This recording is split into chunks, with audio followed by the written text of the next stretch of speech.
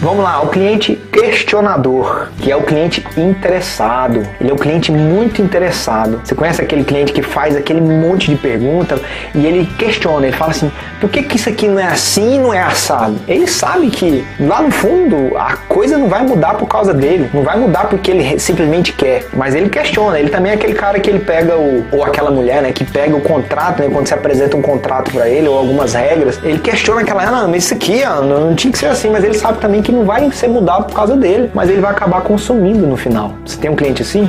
Imagina que você tem. Tem aquele cliente insatisfeito crônico. O insatisfeito crônico você pode chamar também de cliente barata. E você tem que amá-lo também. Quando ele chega, você tem que entender assim, ó, ele vai mostrar pra você que ele é o cliente barata. Ele não está satisfeito com nada. Ele vai desmerecer o seu produto, ele vai desmerecer o seu serviço, ele vai olhar assim e vai fazer gosto ruim.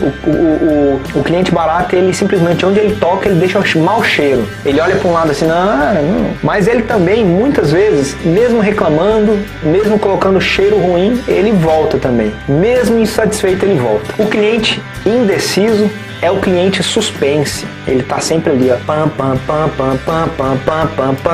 Será que eu vou vender para essa pessoa? Meu Deus, aí ele entra em contato com você, ele vai na sua loja, ele questiona o produto, faz mais 2 perguntas, manda 3 e-mails depois ele entra em contato pelo WhatsApp para saber mais sobre o produto. Esse cliente você tem que ter uma habilidade enorme de paciência. Obviamente você já sabe que nem todos os clientes são iguais e você tem que saber identificá-los para poder amar, não é? Seria muito fácil se a gente pudesse somente amar pessoas que são iguais a nós. Se você é uma pessoa extremamente extrovertida, né, fácil de lidar, fácil de falar, ou se você é uma pessoa retraída e tem dificuldade de viver, de encarar pessoas que são mais soltas, pessoa que já chega. O exercício bom é a gente tentar amar todo mundo e entender como elas são. Cada um veio de um berço, cada um veio de uma situação, cada um tem uma cosmovisão, né? É uma visão de mundo diferente. Não dá pra gente querer obrigar, né, a pessoa a ser igual a nós. Isso é impossível, isso é um egoísmo.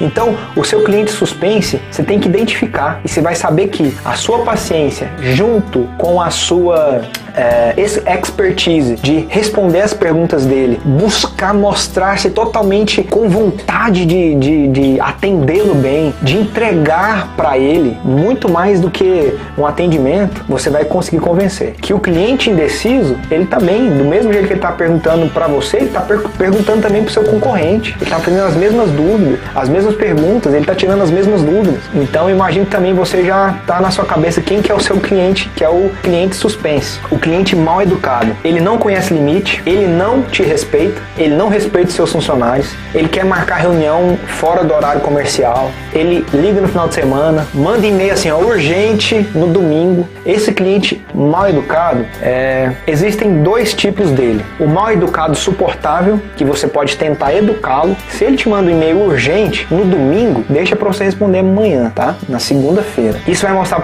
mostra para ele também que existe uma hora certa para as coisas acontecerem, não é verdade? E existe o mal educado, que ele é nocivo. Esse é o cliente que você deve demitir. O nocivo, ele vai tirar a tua energia, ele vai tirar a energia da sua equipe e você tem que pesar muito o retorno que ele te traz. Muitas vezes, mesmo com retorno financeiro, talvez existem outros tipos de retorno, igual, talvez ele é uma pessoa que traz mais visibilidade para você, mas você tem que saber se vale a pena mesmo gastar toda essa energia com ele. Porque se ele for daquele cliente que ele quer prioridade em tudo, ele quer ser atendido naquele momento ali, naquele momento agora, e ele é desrespeitoso, ele passa dos limites de respeito ao ser humano. Esse tipo de cliente você deve demitir. Isso acontece também, tá bom?